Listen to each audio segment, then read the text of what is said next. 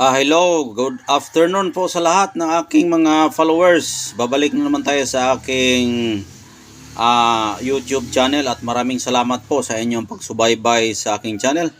Ngayon po ang ating pag-usapan po ay tungkol dito sa mutya ng kalikasan na ating nakukuha sa iba't ibang lugar, iba't ibang mga halaman, itong ating mga mutya. Pero bago ko sisimulan ang kwentong ito, yung mga baguhan po ay huwag makalimot na mag-subscribe, mag-like at mag-share para maka-update din po kayo sa susunod kong mga upload. Ito pong ating mga mutya na kukuha sa araw ngayon ay ito po ay isang klaseng perlas na tinatawag na perlas ng buwa ng aluhipan. Ito po ay isang birtudes na buwa ng aluhipan na tinatawag na kanilang bahay o kanilang trabungko ng aluhipan. Ang trabungko ng aluhipan ay isa po yan siya sa pinakamalaking mutya sa buong mundo, yung trabungko ng aluhipan. Makikita mo lang yung trabungko ng aluhipan sa ilalim ng lupa na maraming mga putik o sa mga lamakan sila nakatira. At yung mga malalaking aluhipan na makikita mo na kasing laki ng kalingkingan, ito po ang kanyang mutya o perlas na trabungko nila na kanilang kinukunan ng puwersa sa kanilang pamumuhay. Dahil bawat hayop ay may sariling mga Diyos-Diyosan o may sariling tinatawag na mga leader na kanilang kinukunan ng lakas sa kanilang pagkahayop o sa atin din pagkatao sa kanila pagkahayop, dahil nga ang aluhipan may Diyos rin yan sila. Kahit nga mga unggoy meron, kalabaw meron, sila po ang nakakaintindi sa kanilang sariling pagkasila. Kaya ito po ang kanilang Diyos sa mga aluhipan na kanilang tinatawag na trabungko o sa atin trabungko kung tawagin ito. Ang gamit sa birtud ng aluhipan, isa po yan siya sa pinakamagandang gamitin sa pampanipas o pampakubol o tagulilong, pangkalahatan kung pwedeng tawagin, dahil nga manipas na, mangubol pa, hindi ka matamaan, hindi ka matablan, at hindi ka rin makita kapag meron kang mutya sa aluhipan. Dahil bihira ka makakita ng aluhipan na napakalaki at napakalaking trabungko.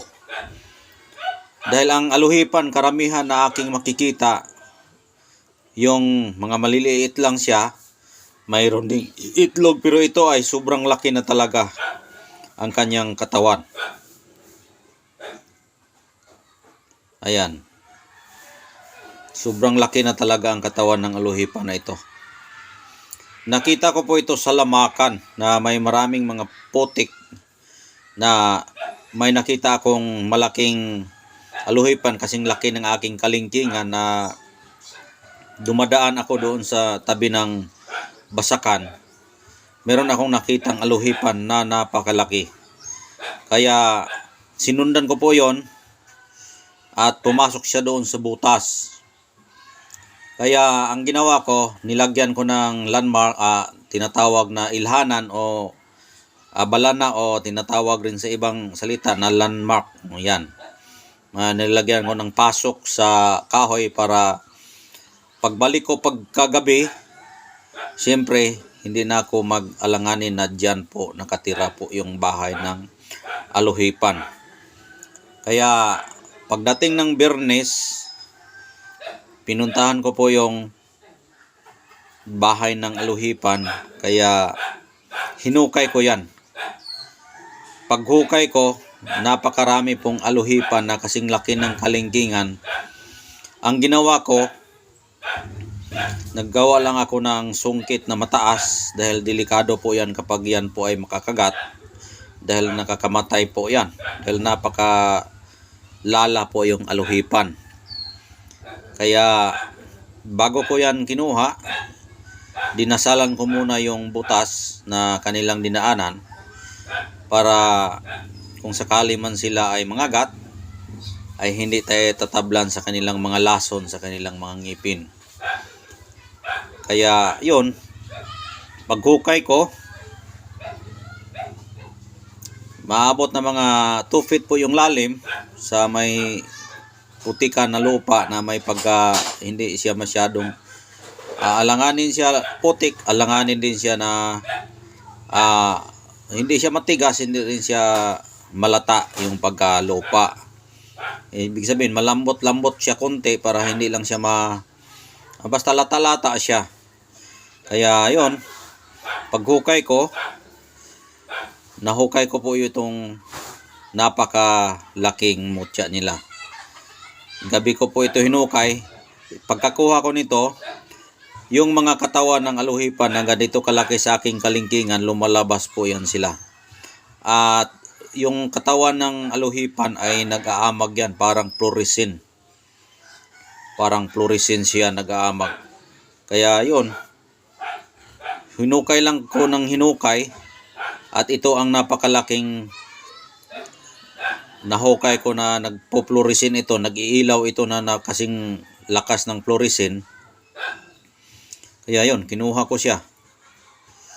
Pagkuha ko, yung mga may-ari ng mga aluhipan, siyempre galit sila yan. Pero kapag mayroon kang dasal na hindi sila makakagat sa'yo, ay hindi ka talaga nila kagatin. Pero bago ko yan sinimulan na kukunin, siyempre nagpaalam tayo sa mga aluhipan na kung ibigay man nila yan, hindi na sila mangagat sa atin. Kaya yon, pagdating ng mga 2 feet yung lalim na aking hinukay, sinusundan ko lang talaga yung yung butas nila hanggang naabot ko yung kanilang underground sa ilalim na napakalaki yung mayroong butas kasi sa ilalim na parang malaki talaga yung butas sa ilalim na kanilang tinitirhan. Kaya doon ito nakita ko na nagliliwanag ito. Araw ng Biyernes ito na kukuha ko, alas 8 ng gabi. Ayan. Kaya yon, pagkakuha ko nito, tinago ko agad, nilagay ko sa itim ng tela para hindi ako masundan ng may-ari. Hindi ko muna ito iakyat sa bahay. Binalot ko ng itim na tela ito, tapos sinabit ko doon sa punong kahoy para kung susundan man nila ito, doon lang sa punong kahoy. Kaya binalot ko lang ng itim na tela para hindi sila makasunod, o kung sakali na makasunod, nandun lang yung mutya nila. Pagka umaga na, kinuha ko na ito, nandun lang, hindi nawala. Ibig sabihin, para sa akin talaga. Dahil iniwan ko ito dahil nga hindi ko gusto na dito sila sumusunod. Mahirap na pag dito sa bahay, baka may taong pumupunta dito tapos maraming mga aluhipan dahil alam nila na ang kanilang birtud o perlas nandito sa akin. Kaya balutin mo agad ng itim na tela kung makuha mo yung mga perlas ng aluhipan para hindi ka masundan agad kung aktual mo yan nakukuha sa kanilang bahay. Ayan. Uulitin ko po, yun na po ang aking sinasabi na aking pagkakuha. Ang gamit po nito, ito po ay isa sa pinakamagandang depensa. Tagulilong, panipas, pangubol, pangasam, pangayay. Ito, sa kulam, barang daot, hilo, hindi ka matatabla nito kapag mayroon kang mutya sa aluhipan. Ayan, kaya yun lang po. At kung gusto man ninyong ganitong klaseng mutya, ay mapasayo ito. May iniwan akong number dyan. Kung may gabay man na inyong nakikita dito na makipagkausap kayo sa pamamagitan ng video na makita ninyo dito sa batong ito o mutyang ito, baka ito na ang time na magkakaroon kayo ng birtud ng mutya sa aluhipan. Kaya hanggang dito na lang at maraming salamat po at God bless po sa inyong lahat.